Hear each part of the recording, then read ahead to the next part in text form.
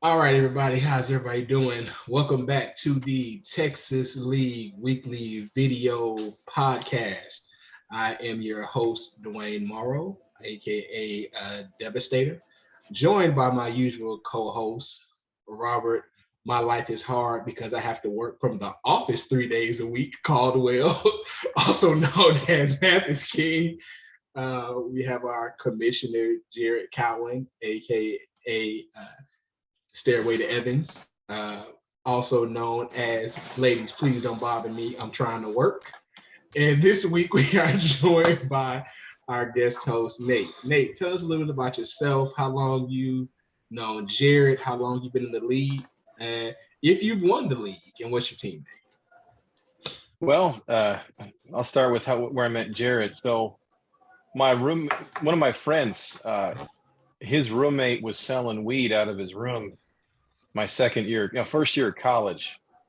And so he had just come back from the bars that weekend. It was having a real bad weekend. It was like on a Saturday night. He had come back or something and slept with a really, really big gal. And so he just kind of wanted to kind of wash it off, orders himself a nice large pizza. And then all of a sudden the police bust in and tell him that he must have known about it and tell him he's got to move right now so they can kind of monitor the room. So he ends up getting shoved into a room on the second floor of the dorm with a guy that I knew a little bit about. And Jared knows him a little bit too, old tweeter. And so Jared lived across the hall from him. And so that's how I ended up meeting. I was going down there to bother my friend about what happened to him and eat his pizza and everything. And I ran into Jared, and he wanted to play me in some football or whatever. So that's how I kind of got to know him through that interesting connection. So if that hadn't happened, I never would have known him. So. That's awesome. How long have you been in the league, and how many times have you won? I think I've been in the league 15 or 16 years now. I've never won it. The closest I got was, I think it was 6 years ago. Was it Andrew Luck retired, where I needed him to score? I think it was 6 points in the week, and he scored like less than that and got pulled after a quarter against Dallas. Oh, I remember that year. Ooh, yeah.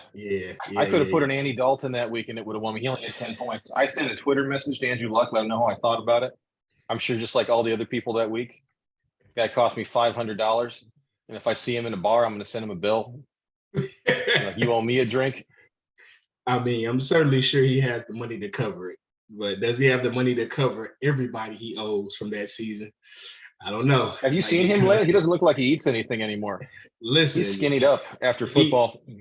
He's decided that's how you know he's never coming back. Like, the coach needs to recognize Andrew Luck is not walking through that door. And just in case you thought he might, he's let everybody know, no, I have not worked out. No, I have not had a protein shake since I walked away. And no, I have not shaven this inexplicable beard either. So he still looks like Captain Andrew Luck from the Civil War. But I think anyone's still holding out that Andrew Luck might still come back and be the savior. They can let it go. Well, it's No Shave November for the last 7 years for him. He's doing all right.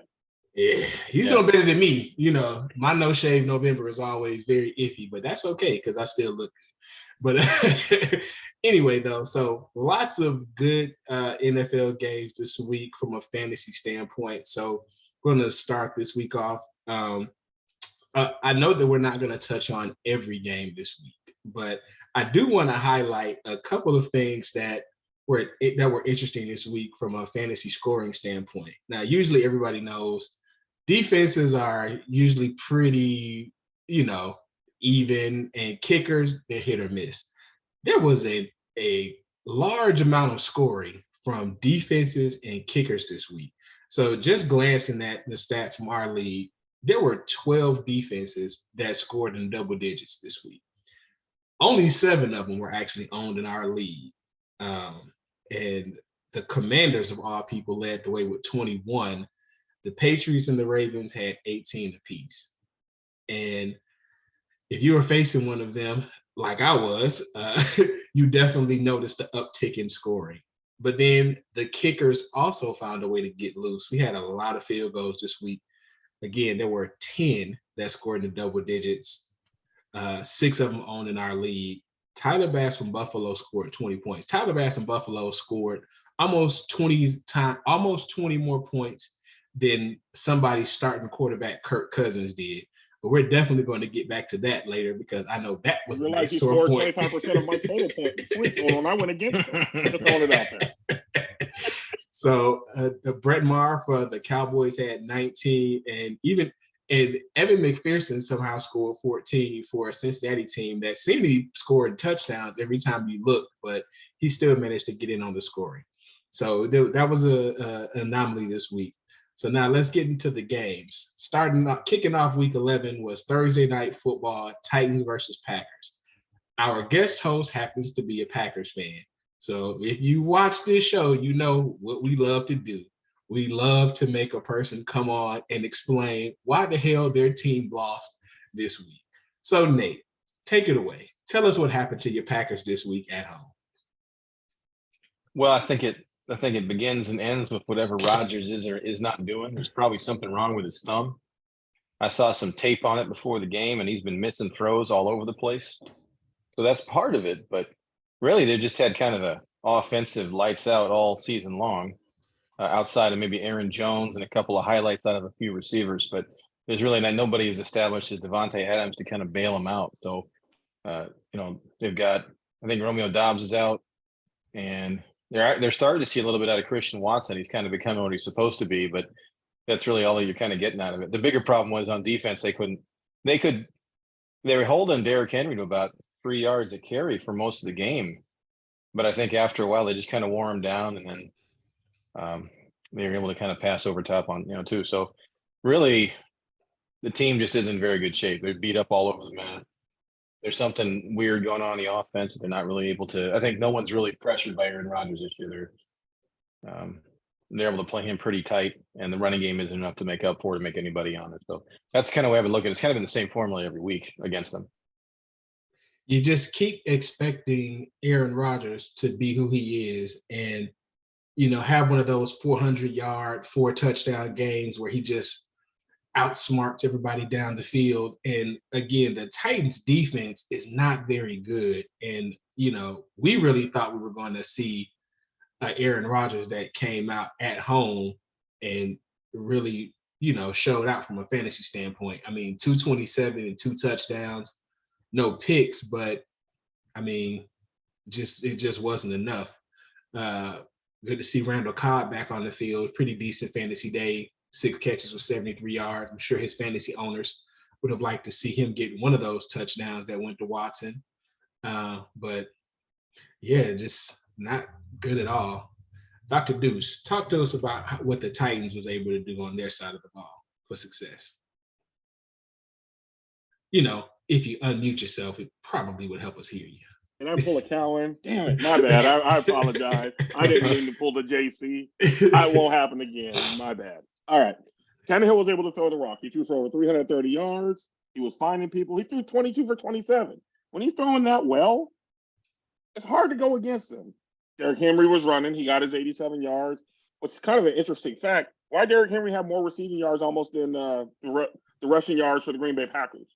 It's like, what are we doing here? But I'm not talking about Green Bay. God bless them. Bless their heart. They tried. Derrick Henry went 2 for 2 throwing the ball. Damn. You gonna let the running back touchdown and a touchdown. So, when your running back is throwing touchdowns, it's like, what are you gonna do? All in all, it was kind of a funny lopsided game. It looked good in the first half, even though it was only 14-6 or 7 or something like that. Yeah. It looked like it still was going to be something, and then it wasn't. You never really felt like the Packers were out of the game until late in the fourth quarter when you realized, yeah, they're not going to pull until that last Titans score pretty much put it away. But because they were down by 3 at that time. Yeah, they were only down 3, and again, you're thinking, okay, Rodgers is going to tie this up. Rodgers is going to put the Packers in the lead, and the defense is going to close it out. But like we've seen a lot, unfortunately, this season, there's been those moments have been far few in between. But Rodgers is only averaging 230 yards a game right now. If that, that's pretty pathetic. Yeah.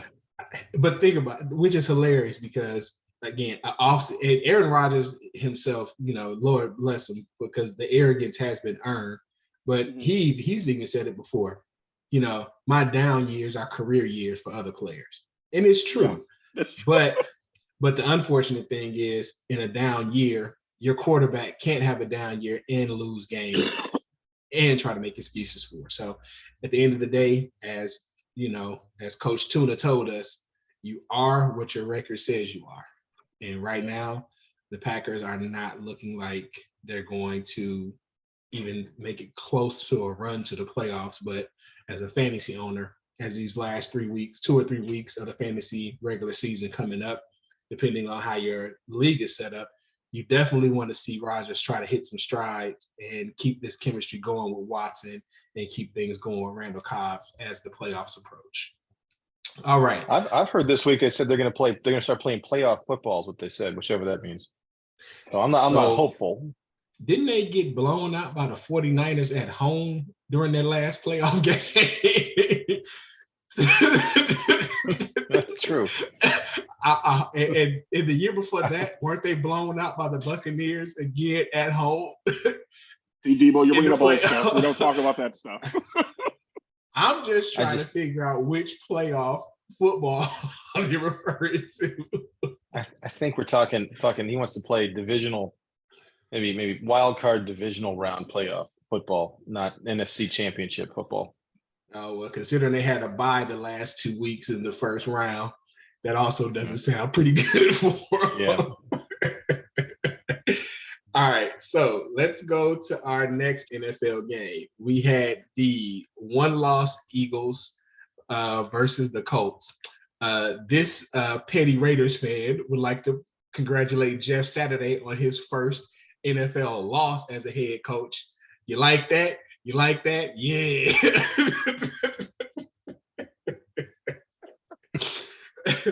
But from a fantasy standpoint, I just wanted to there wasn't a lot of overbearing fantasy production from either team. You had Jalen Hurts scoring a late rushing touchdown that kept his team in the command of the best record in the NFL. On the other side of the ball, of course, you had another good game by Taylor, 22 carries, 84 yards, and a touchdown. And then on the Eagles side of the ball, you know, Jalen Hurts almost 100 yards rushing on the ground. So he didn't under 200 through the air, still managed to find Quez Watkins for a touchdown.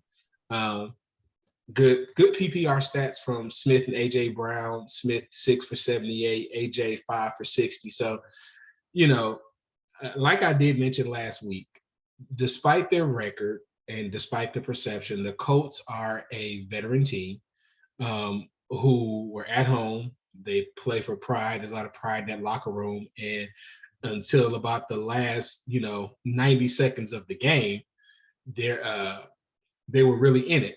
But unfortunately, they couldn't close, and it couldn't happen to a better coach. So moving on, and he's going to love this. Salt is strong. Oh, it certainly is. Moving on, he's going to love this.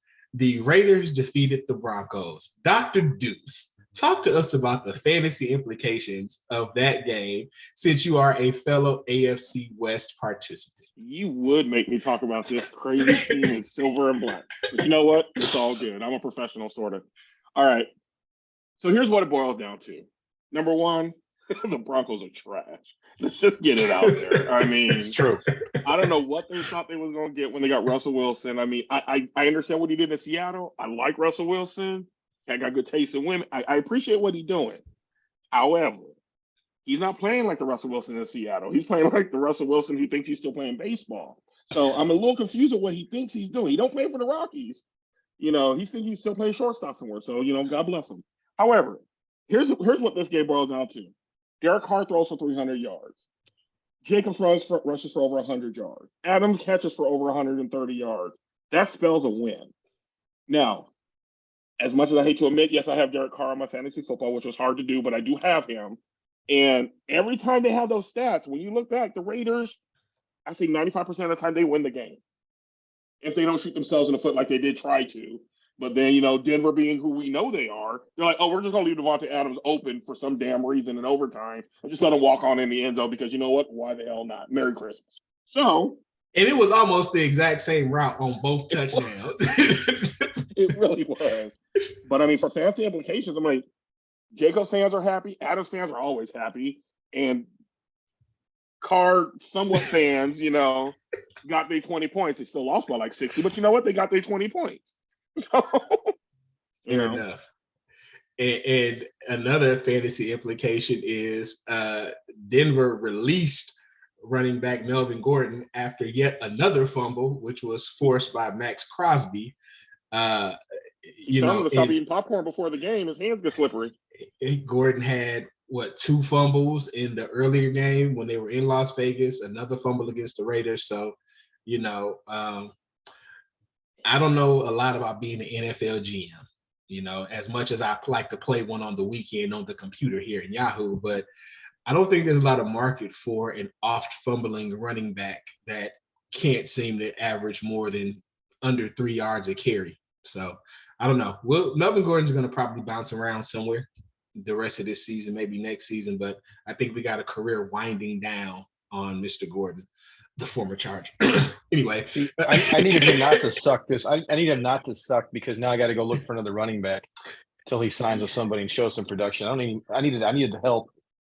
That is a tough spot. A lot of people are in with these mid-season injuries just everywhere, shuffling of depth charts. I mean, we had the Rams also released their running back today, who, I mean, he hadn't been doing anything. So, I mean, why keep him on the team?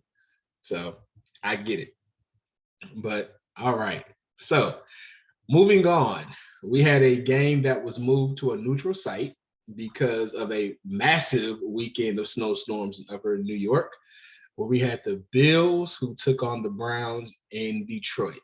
Mr. Cowan, that game featured a wide receiver named Amari Cooper. Why don't you tell us about what happened fantasy-wise in that Bills versus Browns game? Well, we have a running joke about how Mr. Cooper has some interesting splits, home and away. So I reached out to you and said, because you have been Mr. Cooper was once a Raider, and I think you still root for him secretly. It's not even a secret, man. Hey, once a Raider, always a Raider. As long as he's not. Okay. So I reached out to you in the group chat and I said, neutral site game. Are we going to get the home Amari Cooper or the away Amari Cooper? And with confidence, you said neutral site is just like home. You need to start it. So I started him in DraftKings, and he got 2 touchdowns, almost 100 yards, did me well. But I was also facing Amari Cooper this week, and that did not help the cause at all. Amari giveth, Amari taketh away. But talk to us about the Bills. They seem to be very comfortable at home. And what is it? Is it still Ford Field? I think so. I think it is still Ford Field. Yeah, it was the first time the home team had a winning record twice in a week. Go ahead. So talk to me about the Bills. How they look? Josh Allen didn't look like the fantasy all-star he's been. But at the end of the day, they got the W, and that's all that mattered. Not to mention, he gets to play again on Thursday.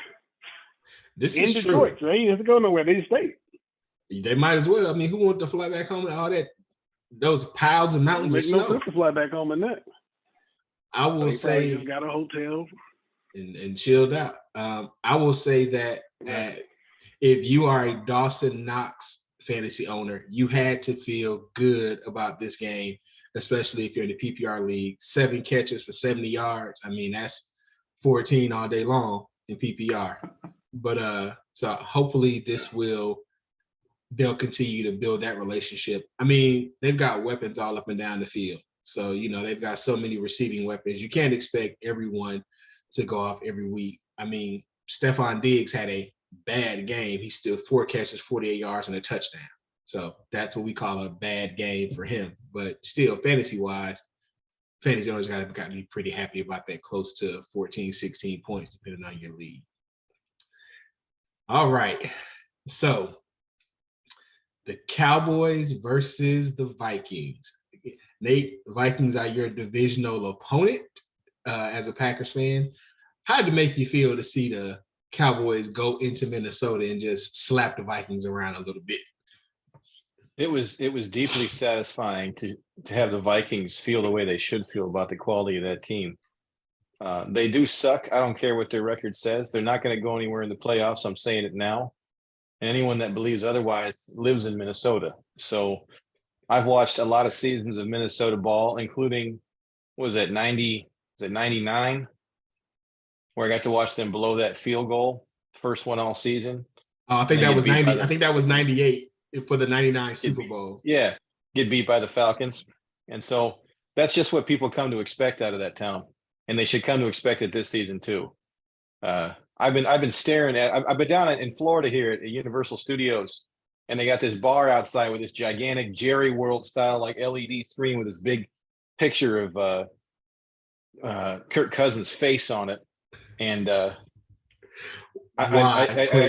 I don't know why. Yeah, I can see it. I can see it from like half a mile away, and there's nothing I'd love more than watching lose a couple more. So they're used to end of season collapses, and I'm hoping to see another one here.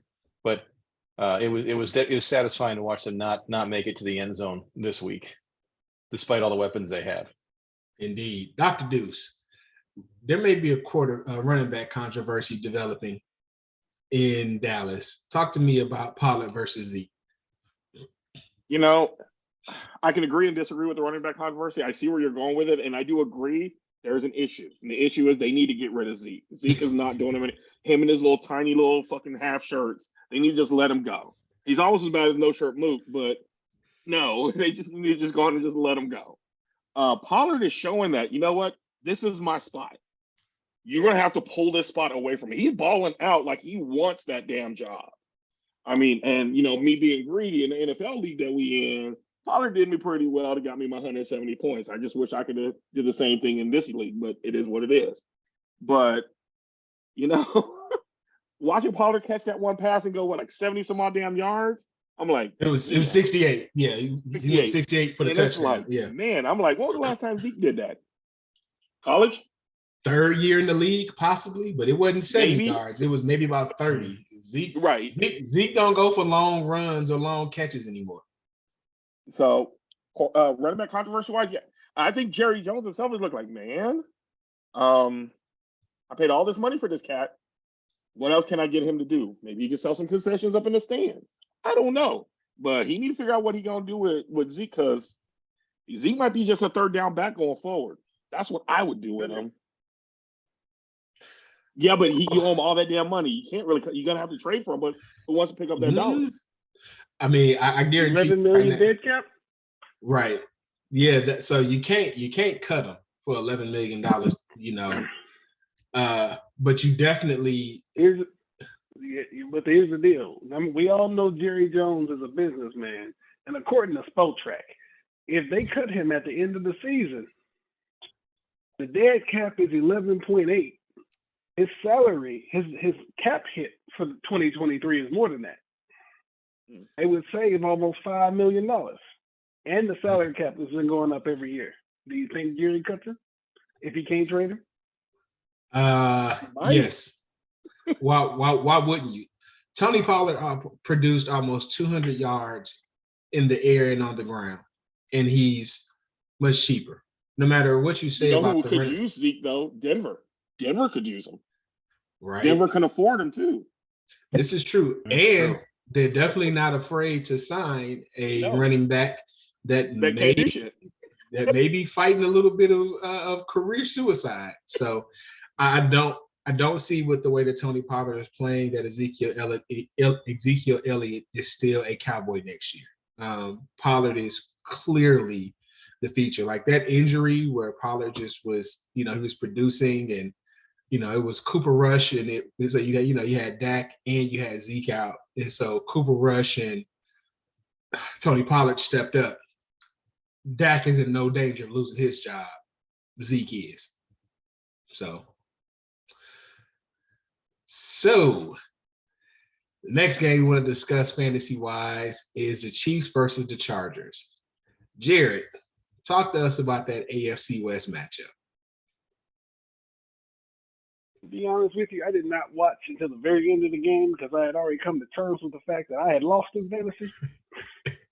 So I was like, I'm not watching this game. But I did see a message talking about, I saw the Chargers fan over here say, man, we need this win. I looked up on ESPN and I'm like, oh, he got about a minute left or so.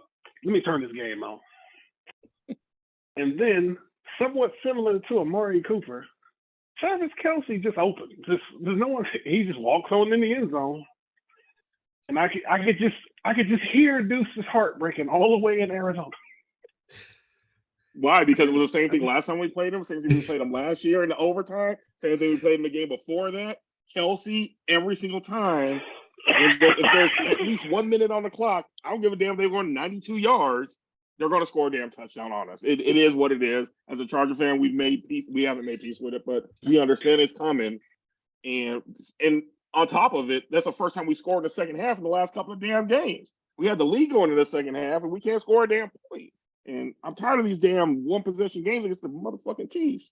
It's almost as bad losing the damn Raiders last fucking year in the damn last game of the season. But sorry, I digress.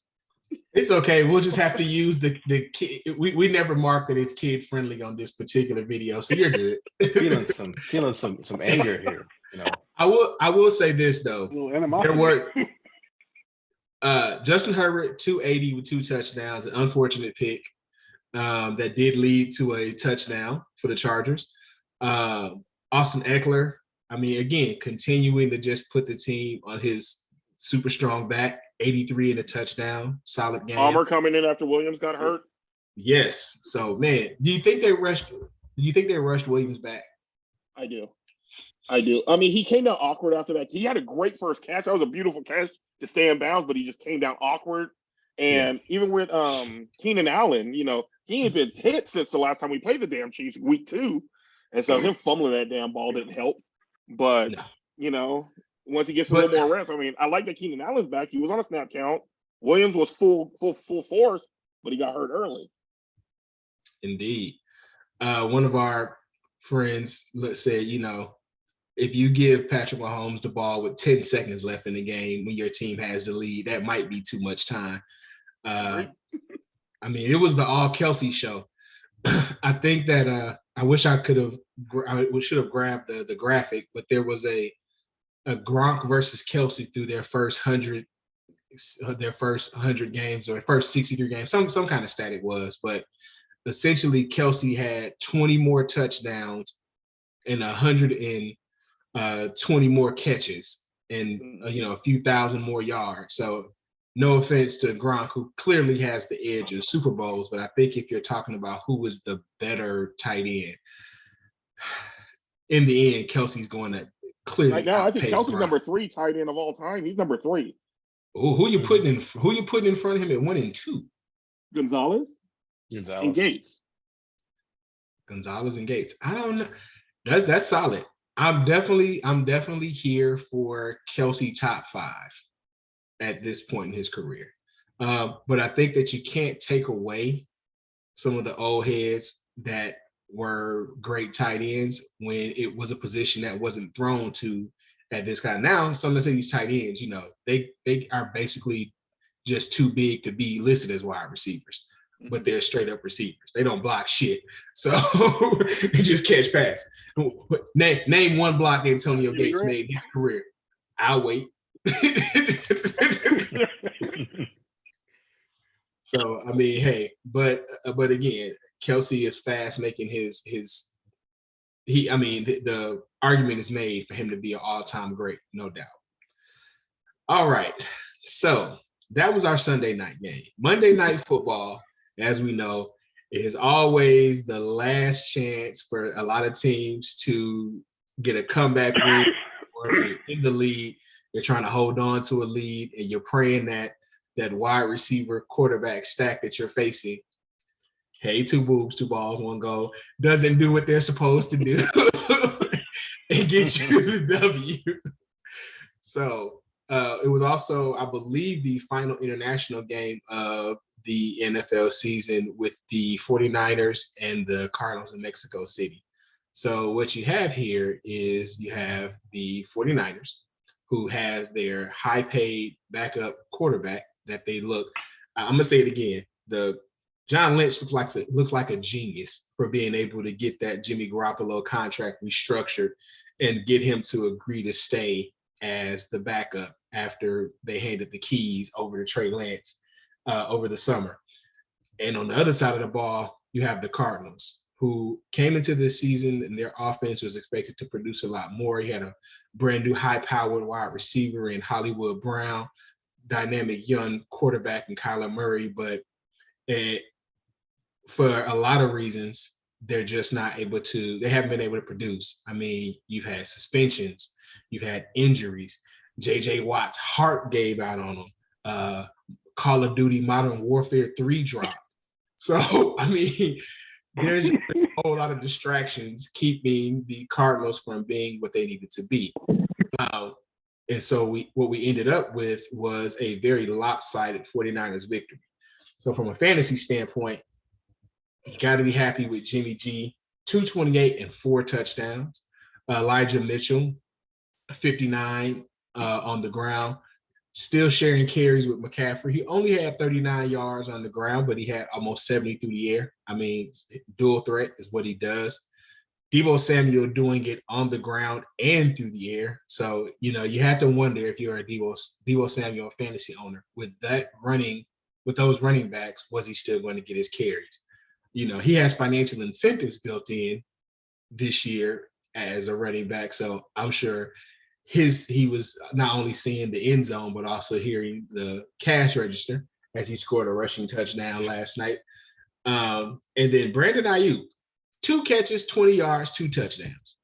So, you know, again, easy 20 points. Easy 16 points. If you're a fantasy owner and you're in a PPR, you got to think, man, Brandon didn't do much, but he did enough. So you got to be happy with that fantasy production for him. But I mean, on the other side of the ball,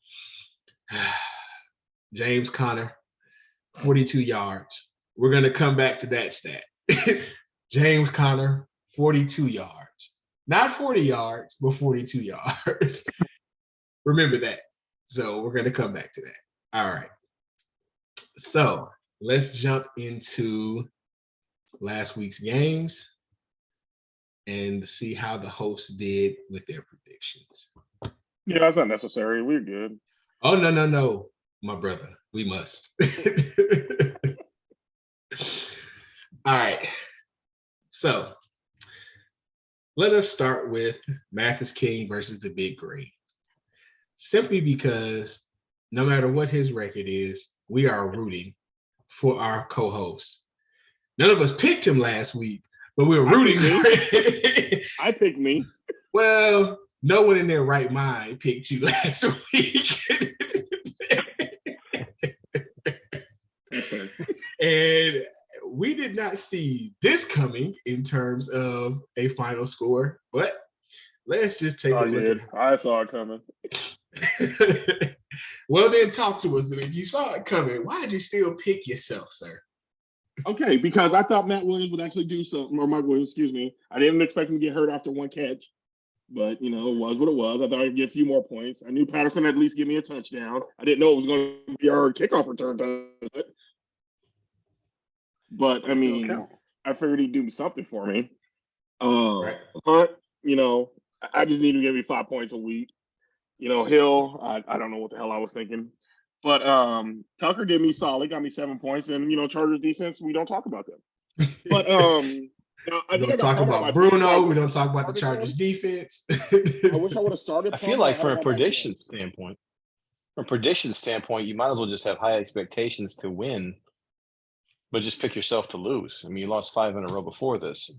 I did, but you know what? My pride, regardless of what analytics say, I can't do it. I can't do it. Nate, I'm gonna take that L. I'm gonna take that L like a champ, though. Nate, he has declared that he refuses to pick against himself. Choose not to. he has stated he refuses to pick against himself this season, Can't do it. no matter how much he knows deep in his heart he's probably going to That's lose. dedication. It's just dedication. That's Hey, if stupid. you're gonna be wrong, go all out. That's what my dad always said. If you're gonna do something, do it with your full heart. Damn it, I'm wrong with my full heart. You left a lot of points on the bench too. I can't ignore that I either. did. But you know what? No. None of them would have helped. No, not at all.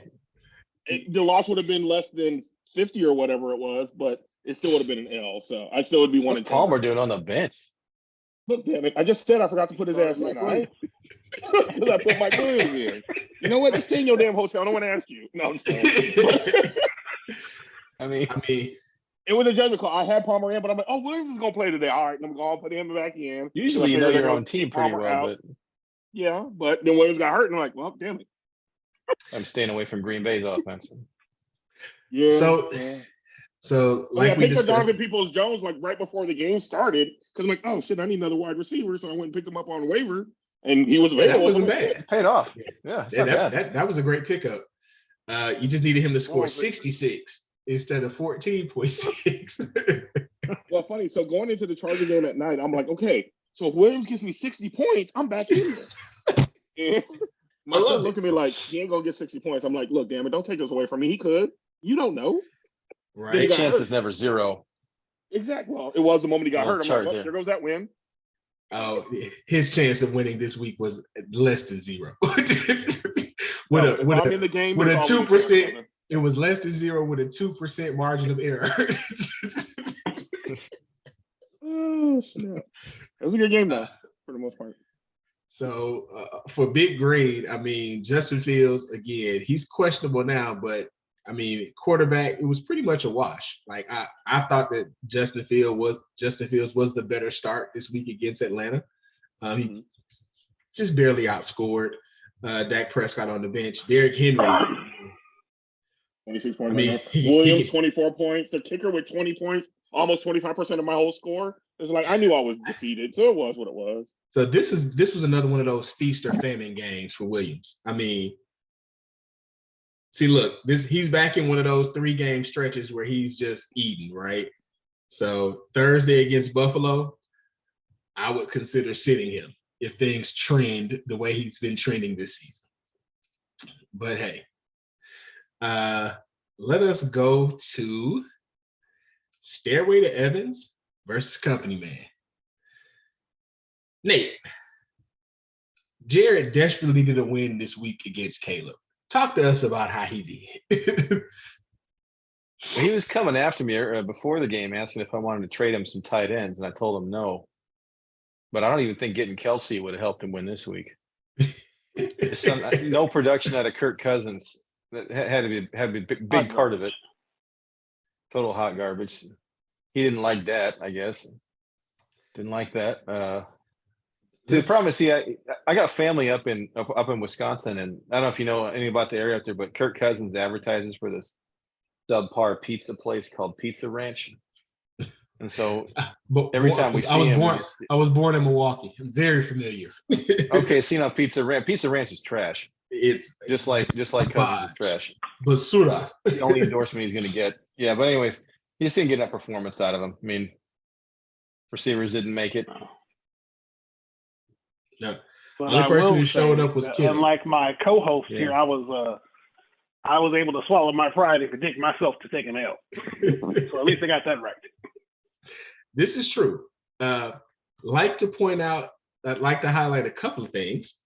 One thing I was definitely wrong on was Saquon Barkley. Did not see him having this bad of a game against Detroit, of all people, and at home. Detroit's defense is not, Detroit has not won because of their defense this season. They've won in spite of their defense. So, at one point, we highlighted the fact that they were scoring 35 points a game and giving up 35.3. So, you expect teams to score on the Lions, and the Giants just could not find a way to move the ball. They couldn't even find a way to get poor Graham Gano a single point. That's just sad. Even though he still got a 0, he still had Patrick Mahomes. And like I said, Mahomes versus Cousins. The proof was right there in the pudding on how that wrapped up. But as you pointed out earlier, Amari Cooper, neutral site, put up some home statistics for us. 8 catches, 113 yards, 2 touchdowns. Imagine what he's going to be able to do when he gets his real quarterback. That's all I'm going to say. I'm not going to keep harping on it. I would just like to say the first game with his real quarterback is against the subpar Houston Texans. Yeah, it's from a fantasy standpoint, their wide receivers output isn't horrible because teams normally get up on them early and just run the ball to kill the clock. This is true, but I don't think that we're going to see Deshaun Watson come out. I think if the Browns get up on the Texans, and I suspect they will, because they have, not only do they have, a good receiving core, they still have a dominant run game, and the Texans can't stop either one. I don't think that you're going to be able to pull Deshaun Watson out of that game against his former team unless you got a pistol on him and to force him out the game. He's not coming out that game against the Texans, no matter how much they go. Unless there's a masseuse waiting for him. See, that's just cold. That's just wrong. All right. So anyway, we know why that man got suspended for his off the field actions. Anyway, we're gonna move on to the next game. Our guest host is the owner of the now first place Armed Rodgery team, Dr. Deuce. Break down his matchup against the Shirtless Wonder. Well, it was fairly lopsided. I mean, the Shirtless Wonder had Russell Wilson. We've already talked about Russell Wilson. He was lucky he got 9 damn points with Russell Wilson. I mean, this cat lost by 81 points, 80 some odd damn points. Damn, man, why you do him like that? But I ain't even mad at you. I mean, even with Melvin Gordon and his fumbling self, I mean, it's funny when your lowest score is Melvin Gordon and he still almost got 10 damn points. It's like, damn. I mean, your defense 21 points. His defense still has 17. So you know what? That's comparable. Kickers, he outkicked you. Your flex position, damn. I'm just gonna leave it at that. Your tight end, damn. Oh, you had Kelsey, so I get it. Yeah, motherfucking Kelsey. But anyway, Burrow decided to actually come and show out, even without Jamar Chase. I was like, you know what? I need to throw 4 dimes real quick because I'm looking kind of suspect right now. And so he's all like, you know what, Nate, I got you. Bam, 36 points right I don't there. expect this performance every week, I'll be honest. I don't blame I think you. they just had an extraordinary week because I've been waiting for the shoe to drop on my team. I don't know if losing Melvin Gordon's going to do it because I don't know a whole lot about it. My bench is trash. So, you were smarter than me because I actually thought that the Burrow Boyd stack was going to get you some more points, but you made a good call and sat him down, and the other receivers definitely outperformed him. I mean, it was just honestly, Eckler's been like sneaky quiet all season. He's consistently, I think, been getting about 50 points a game. Yeah. That 9-13, 31-30, 19-30, 20, a little lull at 9.8, and then back up to 17. I mean, so he's producing. Man. He's definitely producing. Yeah, this was a no contest. This is like, you in the ring, you got the damn big Russian dude, and then you got Apollo Creed in there, and Rocky ain't throw the flag. No shirt Mook wasn't throwing the flag. He should have threw the flag. Or threw the towel in on me, my bad. He probably should have. It was a bad Rocky IV flashback, man. Knowing him, he would have threw in his shirt because he wasn't wearing it. Because he don't wear it. But you got to tell me what this no shirt you keep saying is. What's going on with the no shirt? So Marcel and I go way back. Our families know each other, and he went to college with my little brother. Like it's a whole thing. So Marcel is a fitness enthusiast, as we'll call him. And so we used to go to trips to Miami, and if we were trying to attract a certain group of girls to come hang out with us on the beach in Miami, we say, "Hey man, take your shirt off. Let's go get these girls." So thus was born No Shirt Mook. Okay. Fair enough. All right, so let us move on to one of the closest matchups that we've had in a while. Super Mario Cristobal versus Hangwood Hernandez. I mean, it was a close prediction, and wow, it lived up to its billing. Jared, how did your cousin feel about being on the unfortunate end of this game?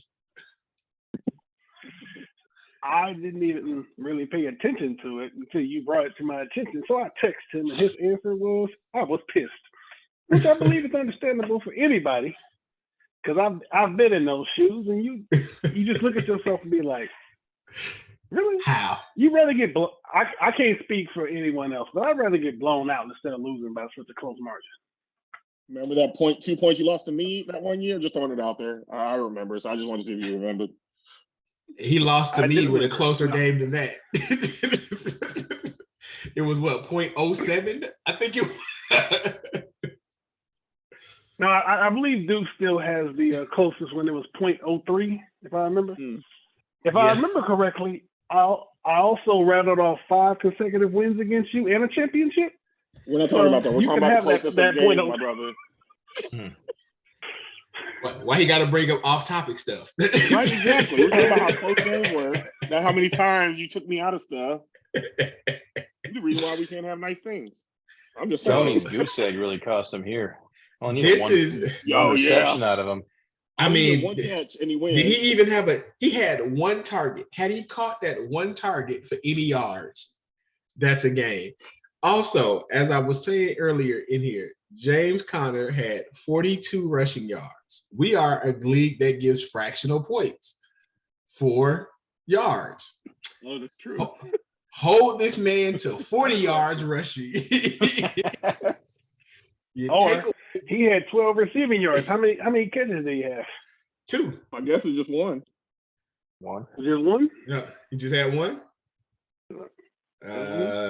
Let's see. It's not gonna let me scroll over, but I mean, that's a hard. Oh yeah, 2 catches. Yeah, he had 2 catches. 12 yards, 2 catches. See, somebody bat down one of them. All you do is bat down one of them passes. He wins.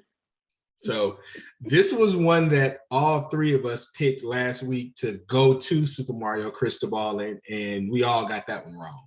I mean, but again, literally anything could have changed the outcome of this game. But unfortunately for Super Mario, that dropped him all the way down to 10th and pushed Hanging with Hernandez up to 8th. Let us talk about, we're going to go to a game that was decided via Monday Night Football. And since you both picked against me, I'm going to ask Dr. Deuce. Break down this game for us. Okay, look, the reason why I picked against you because I thought that Allen would have a much better game against Cleveland's defense than he actually had. I expected 3 times the points that he actually got. So, that being said, I was not expecting Jimmy G to throw 4 touchdowns neither. Can't remember the last time I seen that, but I should have thought he was playing in Arizona. Anybody looks good playing in Arizona.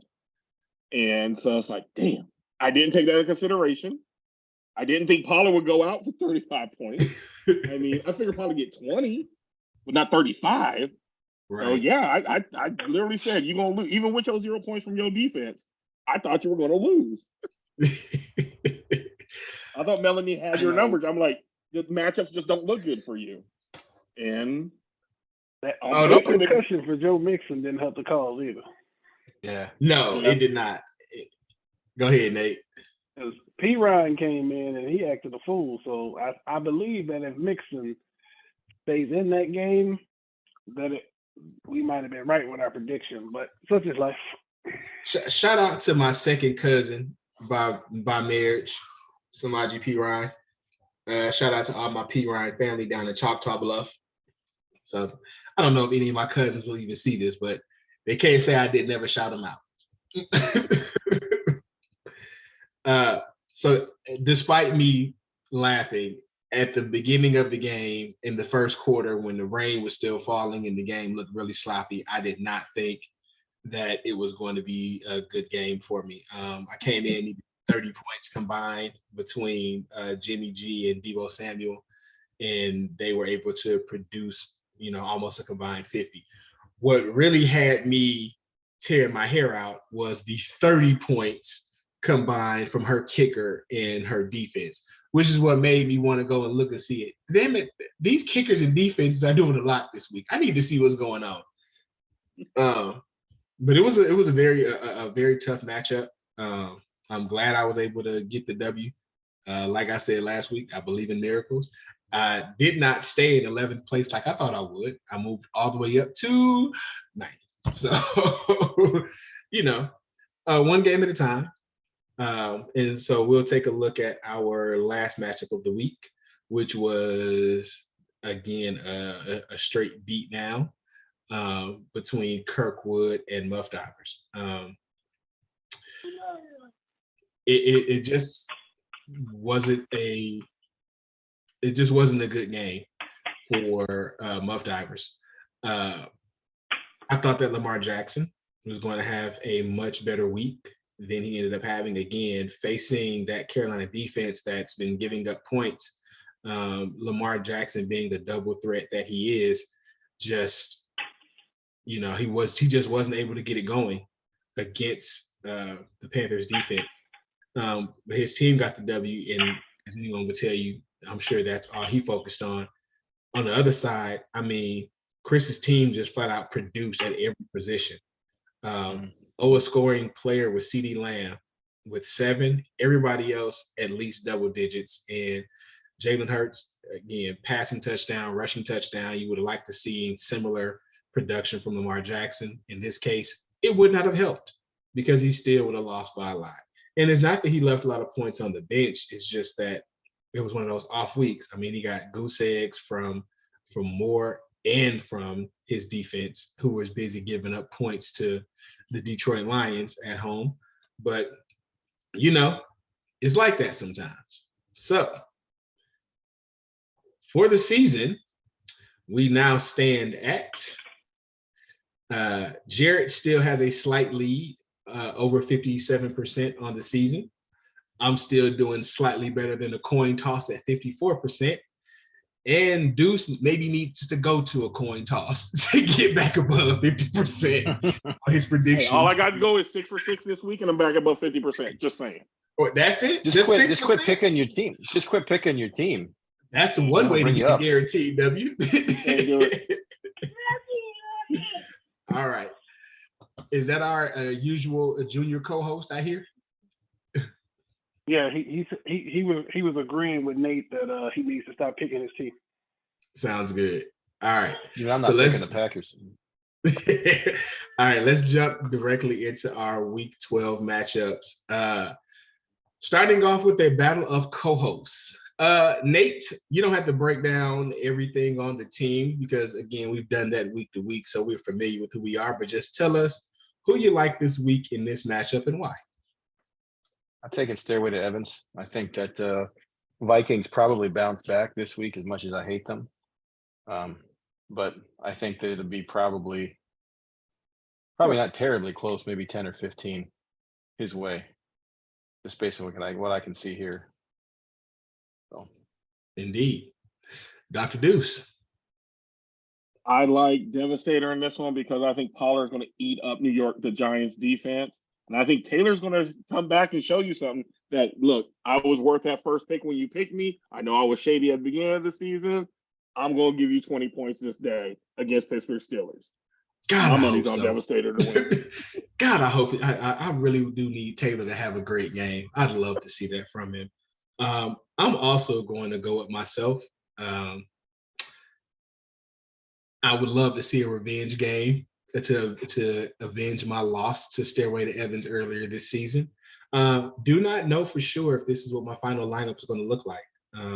Brady and Evans are both back this week, so I definitely will be shuffling because even if I don't start Brady at quarterback, I'm definitely starting Mike Evans. So yeah, you're going to put Evans in for Myers. That's what you're going to end up doing. Oh, obviously, yeah. Thursday night games, yeah. Thursday night games are iffy enough as it is, and that's also where I think I have the advantage. Thursday night, Kirk Cousins, prime time. We've seen Kirk Cousins a lot in prime time in his career, and most of the time we get the kind of Kirk Cousins we had this past Sunday. So I think that is what I'd like to that's the kind of Kirk I'd like to see this weekend myself. So I'm going to go with me. Stairway to Evans or Devastator. Jared, who you got? I picked against myself last week. I will not pick against myself this week. I can't do it. I can't pick against myself 2 weeks in a row, especially when I don't believe that I'm going to lose this week. Fair enough. I You are the understand favorite. that Brady and Evans are back. I understand that. But I'm just going to lean on Brady being Brady and doing what it takes to get a W. But I don't believe that he is going to have a great game because he just hasn't been having them. I think Watch him throw for 400 yards. Watch him throw for 400 yards. That'd be hilarious. You know, And as still lose. Just saying.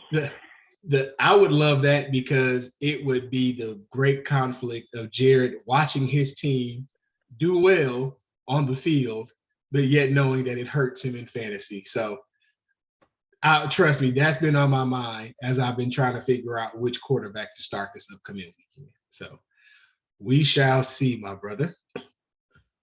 All right. Next game. The Shirtless Wonder versus Mathis King. Calvin, who you like in this game?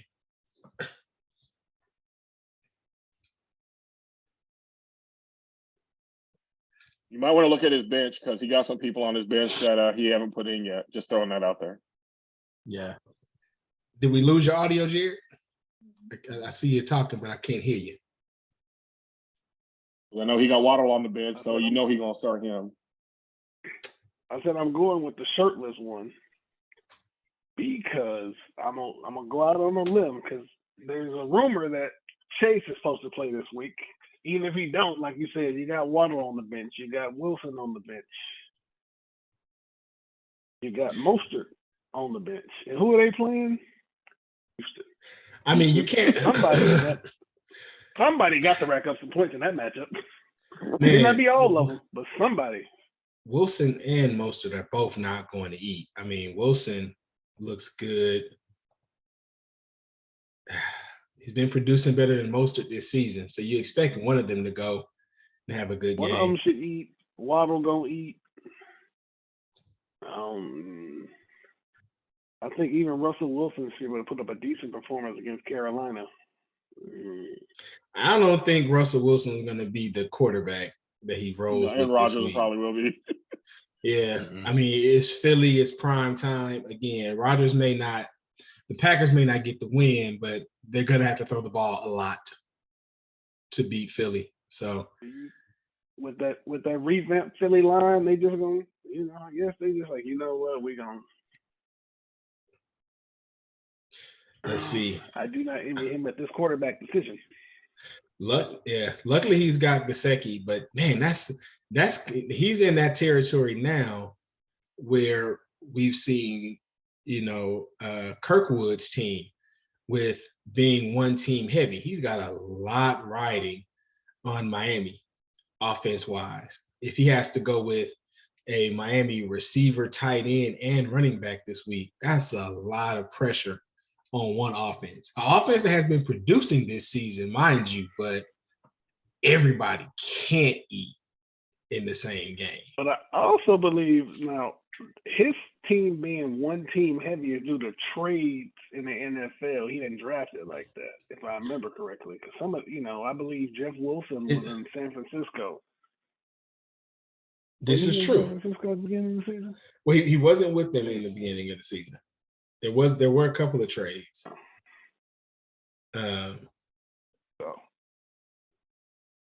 But I mean, we'll see what happens. But you're going with Acorn. I'm going with the shirtless. The man is 1-10. I'm gonna go with the trend. Nate, how about you? Same thing. I'm taking him too. I can't bet against a 1. I'm not going to bet on a 1 in 10. Deuce, I want to find a way to pick you, man. But you know why I'm picking myself? Why are you? I'm going to be at that Charger Cardinals game. Me and my sons are going with me. We're going to the game this weekend, and because we going, the Chargers are going to ball out. Palmer's going to give me the points I need. And the shirtless wonder is going to have to put his shirt on because he's going to be I don't know why you'd expose your kids to that, getting them beat down like that. Because I'm a good parent. It's what I do. But to be fair, one of his sons is actually a Seahawks fan. That's true. That is fair. So we're used to punishment in this house. We used to punishment in this house. So. Right. And so and they get the Raiders this weekend. So I'm looking at this card game versus Seattle. Outdoor game up in Seattle this time of year. I mean, if it becomes a slop fest and they run the ball, that negates Carr. Well, Murray's probably not going to play, so I either have to find another quarterback. Yeah, you got to check that good old weather report. Yeah, I still got to go with Ed Corn. Again, I would love to see you get the win, Dr. Deuce, but I just don't see it on the team rosters that your team's going to be able to outperform. So, all right, on to the next game. 2 boobs, 2 balls, 1 goal coming off a loss versus Armed Rodgery coming off a win. So I'll take this one.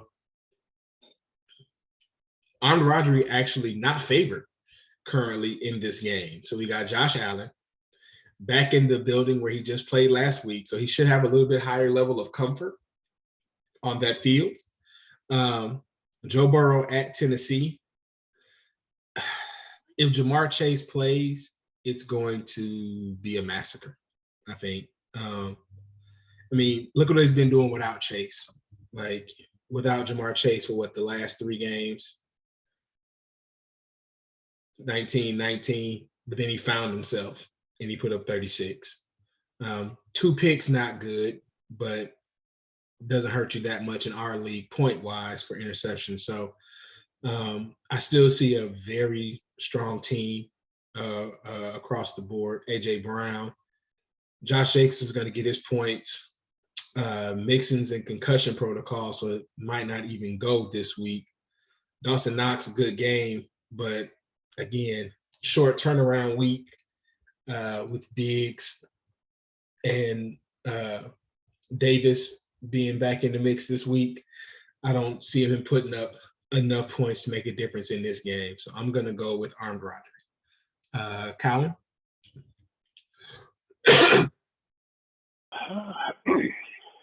I agree on Rodgery, especially if Chase is coming back. We just saw Tennessee's defense not look great. As you said earlier, Eckler's been carrying the team. Arizona don't look good. Their defense is not looking real great. You know, the man is number 1 in the league for a reason right now. His team has been real hot lately, coming off a 170-point game.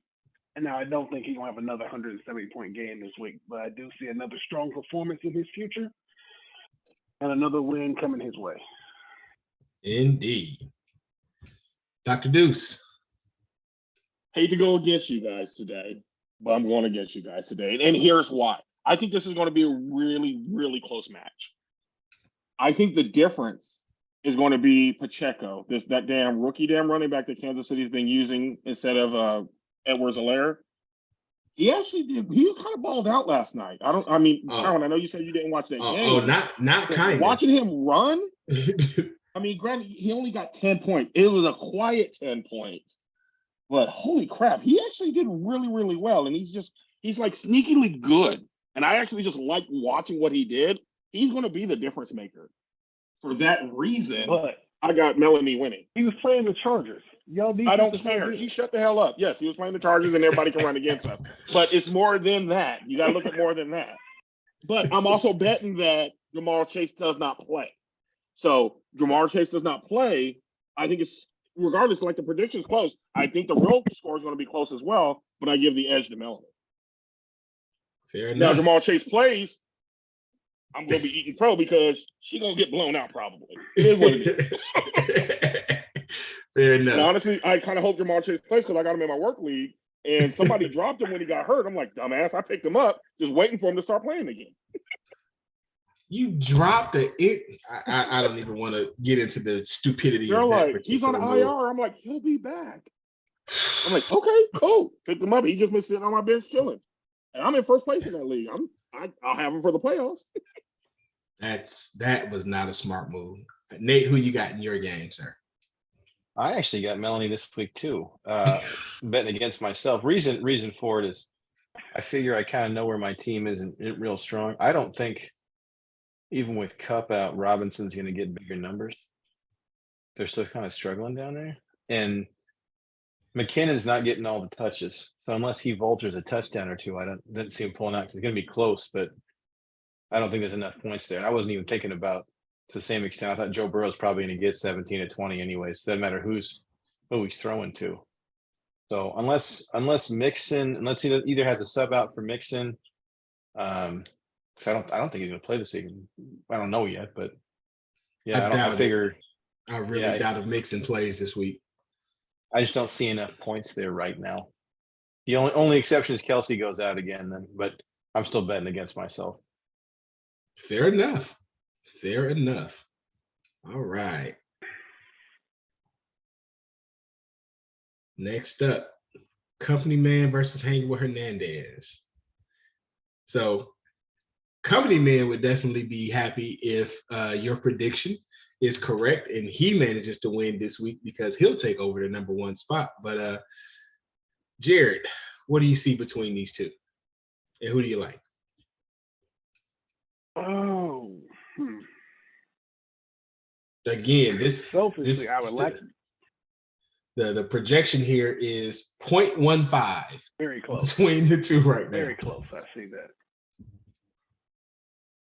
that. Very close. Very, very close. But I'm going Company Man because Angel Hernandez has Tua, who's playing Houston, and as we said earlier, teams get up early and then they run the ball. So I don't see Tua having that great game that we would like him to have. Connor has really been touchdown based for the last season and a half, and well, he is playing the Chargers, and we've already talked about their defense and how it is not the strongest at times. But I do believe they can keep him just going crazy. I think Kenneth Walker will have a good game. I think Foster Moreau will have a decent game. But long story made short, that man got Patrick Mahomes on the other side. He got Amari Cooper at home. And we've already talked about Amari Cooper at the house. Saquon Barkley against Dallas. Every time Saquon plays Dallas, I think he just wants to prove that he was a better back. He came out the Big Ten back in the day. He just wants to prove he's better than Zeke every time he plays him. Against Dallas earlier this season, 81 on the ground and a touchdown, 20 fantasy points. Sure that good solid Company Man would appreciate that repeat performance. Yeah, it's a close one, but like the thing is, Hangman Hernandez has had some unfortunate luck in his opponents and them having great games. And Company Man has one of them teams that has the possibility of blowing up. And it'll just be Hangman Hernandez's luck to take another L, and I think he takes one. Indeed. I'm also going to go Company Man, and these are the reasons right here. Mahomes is Mahomes. Amari Cooper is at home. Raiders secondary gives up too many big plays. DK Metcalf is going to take advantage. I still like us to win the game, but Metcalf is probably going to have a good game fantasy-wise. And Saquon Barkley is going to love to shine on the lights in Jerry World. So I got Company Man. I don't know. Again, I said it last week and was wrong. I think my exact quote was, Devontae Adams is going to have a great game against Denver, but I don't know if it's going to be enough to get him to win. Well, it was last week. I see Devontae again having a pretty good game, but this right here though is the X factor, right? Gabe Davis is such a hit or miss and such a potential to go off player. Like, you don't know if you're going to get a 4-point game for him or if you're going to get a 34-point game for him. So if he was more consistent, I might be more inclined to go with Hanging with Hernandez, but I'm going to roll with Company Man. How about you, Nate? I think Company Man's got it this week pretty easily. he's got hanging with Hernandez has got 5 players in 2 games, and I'm just not seeing enough production there. So I'm not betting. I think Mahomes has a big game. Indeed. Dr. And, Deuce. Yeah, hate to disagree with all 3 of y'all, but I'm going to disagree with all 3 of y'all.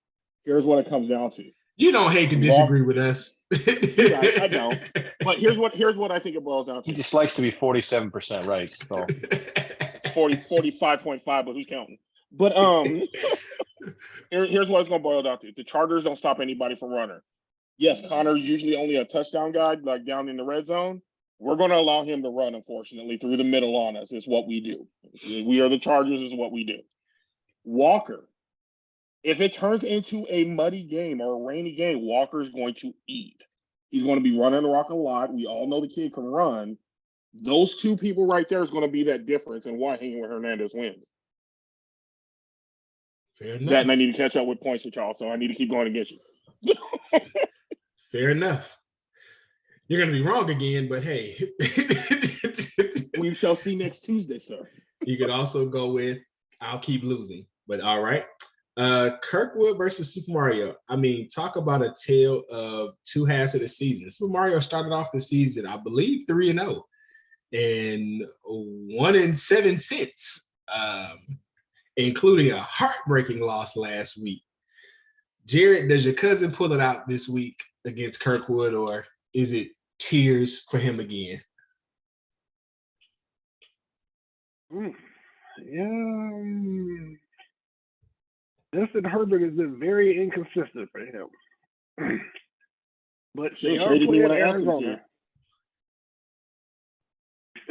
Just traded me.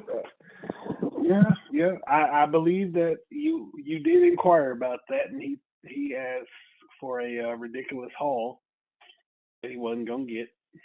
But such is life. I guess he wants to be that happy. mustache. Maybe he over here looking like Weird Al Yankovic on his first album. I've never seen a picture of that guy. Outside of his teammates and his mama, no one has. For real. As I'm looking at this, I just don't like it for the cousin this week. You know, call me a homer, but Nick Chubb. I don't like Nick Chubb against the Bucks. We can stop the run. We're questionable against the pass, especially since we got our second run stuffer back. Indeed. We're not just gonna shut Nick Chubb all the way down. We're not, No one is. Brian Robinson against Atlanta is promising. Kadarius Toney is questionable. What the hell? Anyway, don't worry about that. I mean, he got a 0 last week, so I don't see him going in this game over Ayuk, especially considering that even though Ayuk only had 2 catches and 2 touchdowns last week, he still has been more consistent this season than Kadarius Toney, especially as of late. Right. I mean, let's just take a look at what Kadarius has given us. Nothing. in his return from injury. Nada. So so I think he was a flash in the pan that 1 week, but we got Christian McCaffrey versus New Orleans, a team he's used to running against.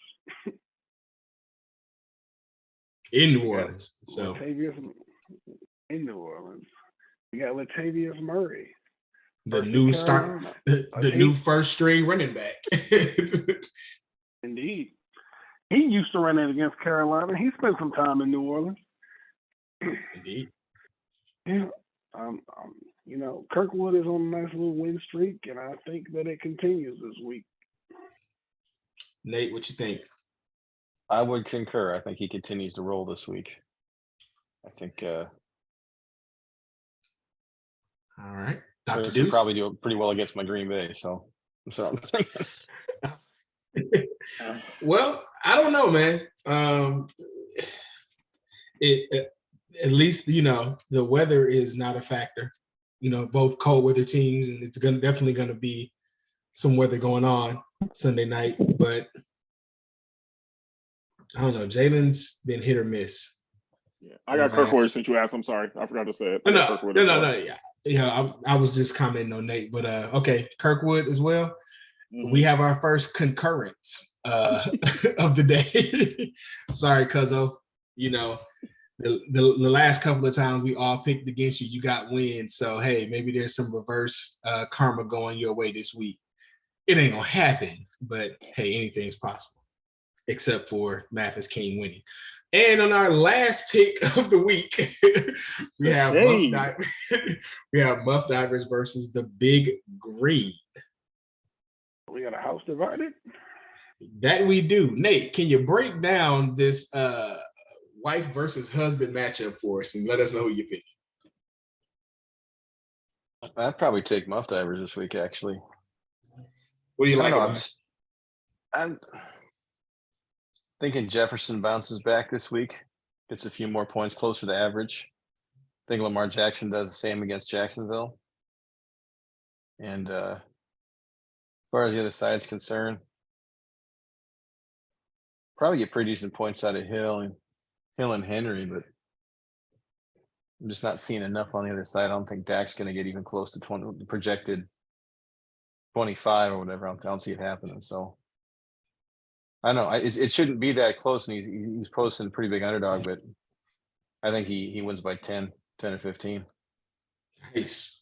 All right, Dr. Deuce. I disagree. I think it's going to be close, but I think the Green's going to win, and I think Tyreek Hill, all those points against Houston is going to be the difference.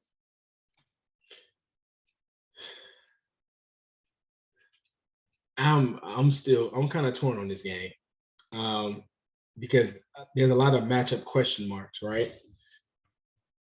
Flex, which Jamal Williams shows up on a short week. The touchdown vulture. Right. Which Alvin Kamara shows up this week.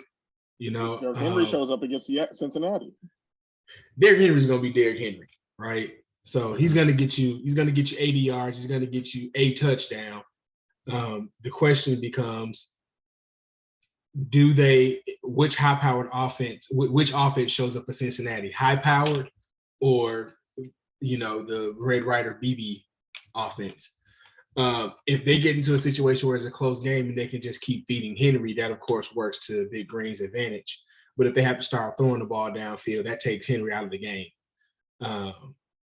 I concur that Dak is not going to have that kind of game. They're going to be able to run the ball on the Giants, and they've got a couple of running backs they can just feed that whole game. I think it's too much Thursday for Muff Divers, right? Short week game, heavily loaded Thursday players. I got to go Big Green this week. Who you like, Colin? I did not notice that many Thursday games till you made that comment, but it's not going to affect my decision. I'm still going Big Green because I think Tyreek Hill gonna get him a long touchdown he gonna start the route on Sunday afternoon. I think that Alvin Kamara is gonna have a decent game.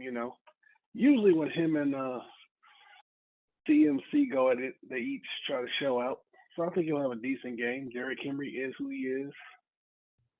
Touchdown vulture, Jamal Williams. I think he's going to vulture one again, which is going to hurt Muff Divers at starting Swift. And I think Dak Prescott has a better game than we think he does. Why? Because he's going to check it down to Tony Pollard. Just throw those swing passes. And he gets credit yard-wise for all that yak. He gets credit for that. Pollard does the work, he gets the credit. It's just like we all went to college. There's always that one person in the group who don't do no work but still get credit. Mm-hmm. Yak. That's definitely Zeke this season. All right. Well, thank you all so very much, gentlemen, for joining us. Great conversation. Like we mentioned, 3 Thanksgiving Day games. Bills Lions starts it off. on Thanksgiving, Giants-Cowboys, which should have been the primetime game, and Patriots-Vikings for some reason got the primetime spot. Maybe they expected that to be a much better matchup last Well, no, you got to season. think about the Dallas Giants game is general where people are eating Thanksgiving dinner, so that is kind of prime time to them. So that's how they looking at it. That's all I got. I don't know. Maybe, but all I know is there's a whole lot riding on Thursday. So just remember to be thankful for what you got, as a ghetto poet once told us. Happy Thanksgiving to everybody out there. Best of luck to everybody in these closing weeks as we all try to make a playoff push. So good luck to everybody's teams, unless you're facing me. And good luck to every NFL team, unless you're facing my Raiders. So thanks again, y'all. See you next week. And until next time.